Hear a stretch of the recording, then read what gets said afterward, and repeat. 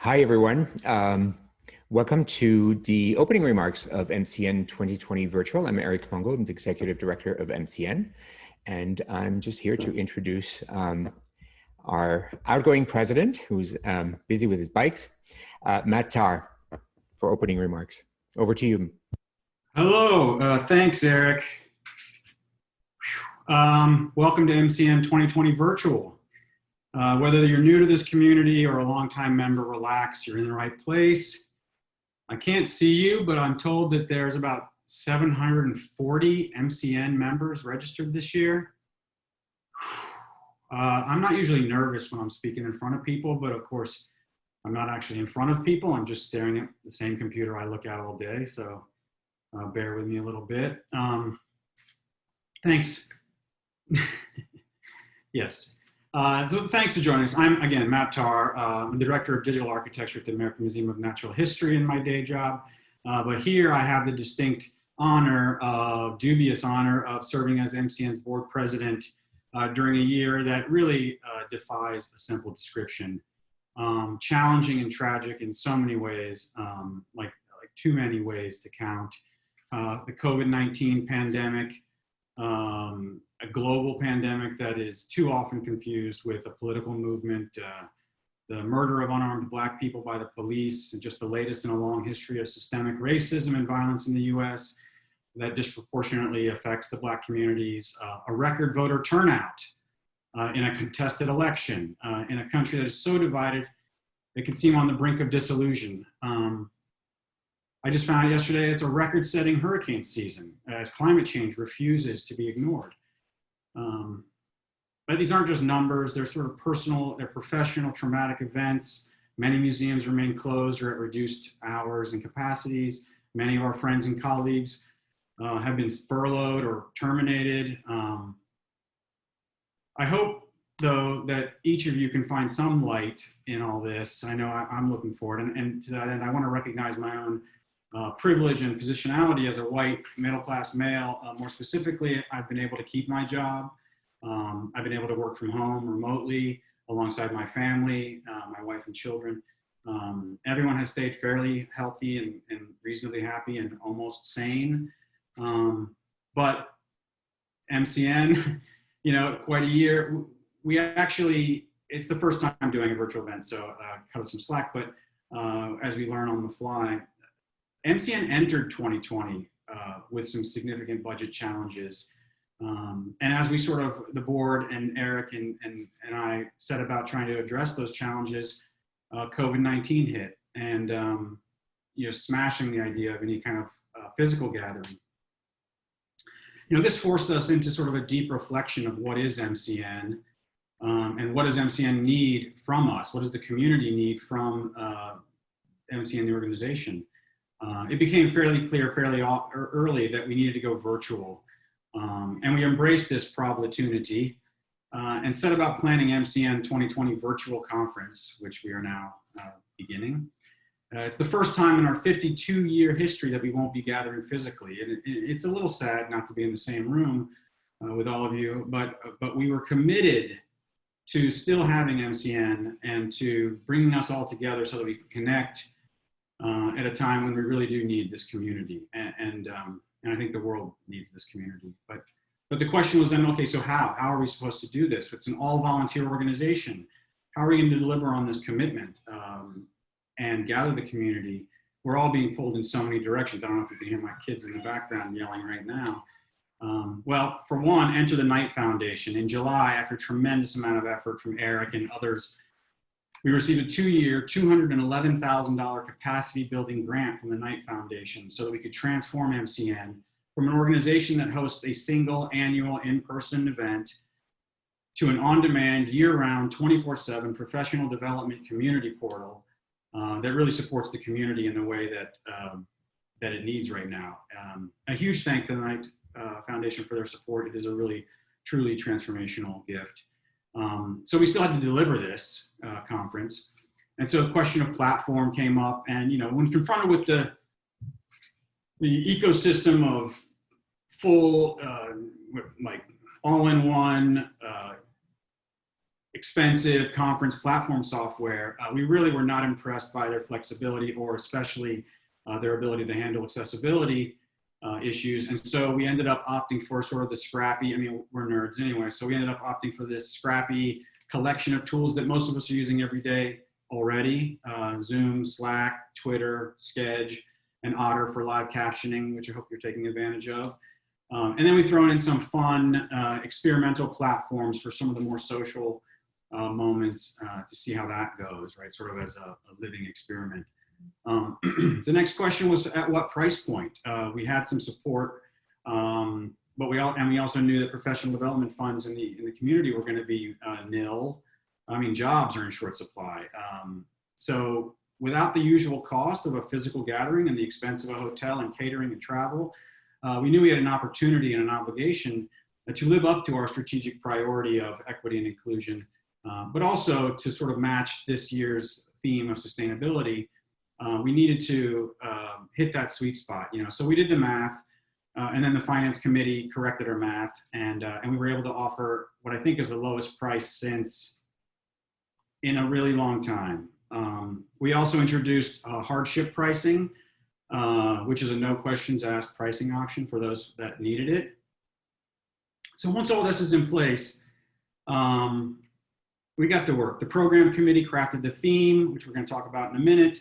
They defined the strands, session types, and we sent out a call for proposal, and then just, you know, crossed our fingers that you all were out there and ready to participate. And spoiler alert, you did. You blew us away with the number of submissions. We couldn't include them all. What we have is 77 sessions, 6 days over 2 weeks. Over 150 of you are presenting at MCN 2020 Virtual. I almost forgot one other aspect is it, with the urging of our program committee chairs and the DEA advisory board, and especially Yvonne Lee, the incoming board VP, the MCN board voted to establish our first Black Speaker Fund this year, and that allowed and provided an opportunity for you to contribute to a fund which was distributed among self-identified Black conference speakers. It was so successful that we were able to extend it to include volunteers. So that's been a real success. And we know MCN can and must do more, and we are committed to working together to envision a more inclusive and welcoming community. That work continues. You'll hear more about that as the conference progresses. Speaking of the program committee, huge shout out to the all volunteer program committee members who volunteered not knowing that this was going to become an all virtual conference. Under their masterful leadership, the four amazing co-chairs, Andrea Ledesma, Andrea Montiel de Schumann, Meredith Steinfels, and Mimosa Shaw. Let's give them a hand. I can't hear you, but you can hear me, I hope. So the theme they came up with for MCN 2020 Virtual is sustainability, preserve / progress. Both. Since the pandemic hit us last March, the idea of sustainability is rapidly taking on a whole new urgency for museums in all its facets: technology, finance, environment, culture. Sustainability is at the forefront of our practice as we strive for both survival and relevance, the age-old question of relevance. The sessions over the next couple of weeks really are exploring that tension between transformation and longevity that we struggle with, that we work on all day in our organization, MCN, as well as where we work during the day. I know the co-chairs have gone over the program with you earlier today, so I'm not going to do that, but I do want to say something about the challenge that we faced, that we all faced. You know, MCN, we have 52 years of experience producing a single conference every year, a physical conference at a hotel. And we have 9 months and 10 days of experience putting on a virtual conference.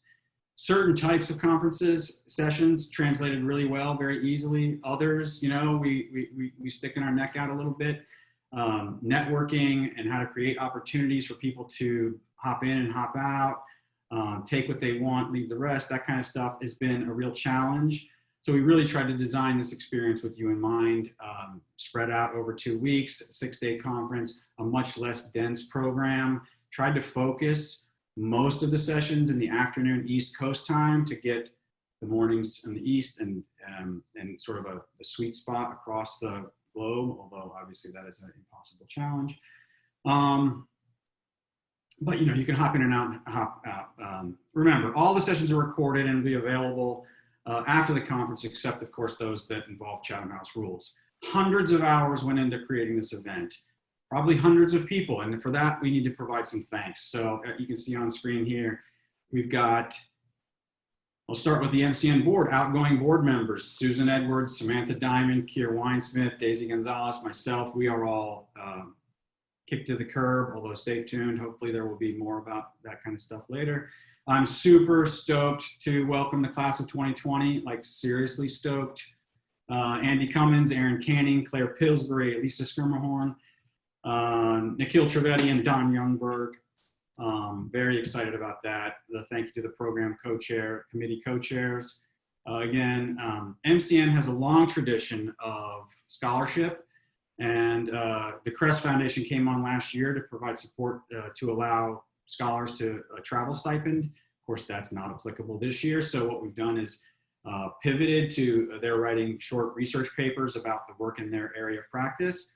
And that combined work will be put out in a peer-reviewed paper, or those peer-reviewed papers will be put out in a book published soon called What's Emerging in the Field.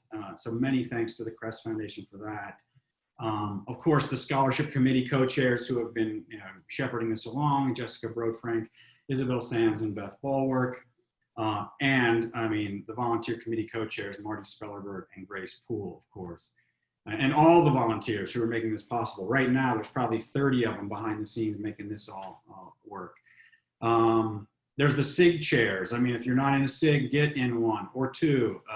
They lead the conversations, produce webinars year round to create resources. This is really where the magic of the MCN community happens. Get thee to an MCN SIG. Thank you to them for serving our community. And of course, the staff of MCN, Eric, and a special extra shout out to Anna, who's couldn't have been done without them. Thank you for the generous support of our sponsors, Microsoft, who came on as the Registration Assistance Fund sponsor that helped to offer that $40 hardship rate I mentioned a minute ago. Thanks to Axial, who was our Ignite sponsor. See you there tonight. Can't wait for that. Of course, all of our other sponsors here on the slide. Without them, it really could not happen. Last thing I promise, a couple of important points that were made this morning. I'll make them again. MCN has a code of conduct. Doesn't matter, virtual or not virtual, it is the same. The community guidelines in full effect. Make sure that you read them.